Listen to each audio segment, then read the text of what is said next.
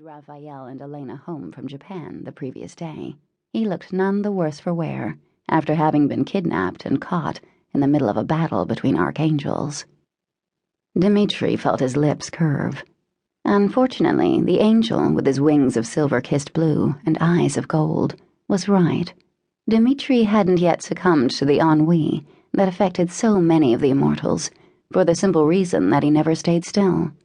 Of course, some would say he was leaning too far in the other direction, in the company of those who lived only for the piercing pleasure of blood and pain, every other sensation having grown dull.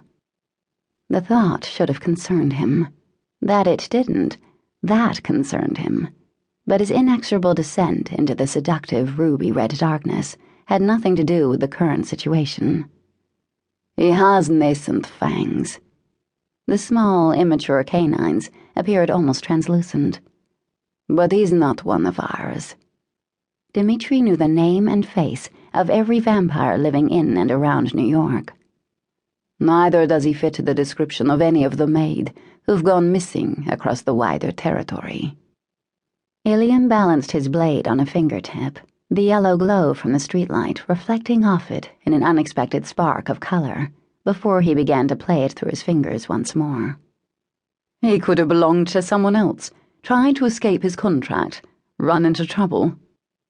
Since there were always idiots who tried to get out of their side of the deal, 100 years of service to the angels in exchange for the gift of near immortality, that was highly possible. Though why a vampire would come to New York when it was home to an archangel and a powerful guild of hunters dedicated to retrieving those who decided to run wasn't as explicable. Family ties, Ilium said, as if he'd read Dmitri's thoughts. Vampires that young tend to stay connected to their mortal roots.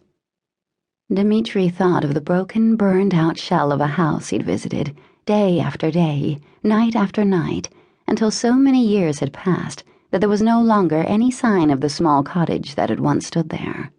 Only the land, carpeted with wildflowers, remained, and it was Dmitri's, would always be Dmitri's. We've been working together too long, Bluebell, he said, his mind on that windswept plain, where he'd once danced a laughing woman in his arms, while a bright-eyed boy clapped his hands. I keep saying that, Ilium responded, but Raphael refuses to get rid of you. That silver blade flashed faster and faster. What do you think of the ink? Rising to his feet, Dmitri tilted the head to the other side. The tattoo, high on the dead male's left cheekbone, black marks, reminiscent of letters in the Cyrillic alphabet, intertwined with 3 scrolling sentences in what might have been Aramaic, was both intricate and unusual, and yet something about it nagged at Dmitri. He'd seen it before, or something similar, but he'd been alive almost a millennium, and the memory was less than a shadow. It should make him easier to identify. Light glinted off those small fangs, and he realized what he'd overlooked at first glance. If his fangs aren't mature, he should have still been in isolation. The first few months after their making, vampires were scrabbling creatures, little more than animals, as the toxin that turned mortal to vampire worked its way into their cells. Many chose to navigate the conversion in an induced coma, except for certain necessary periods of wakefulness.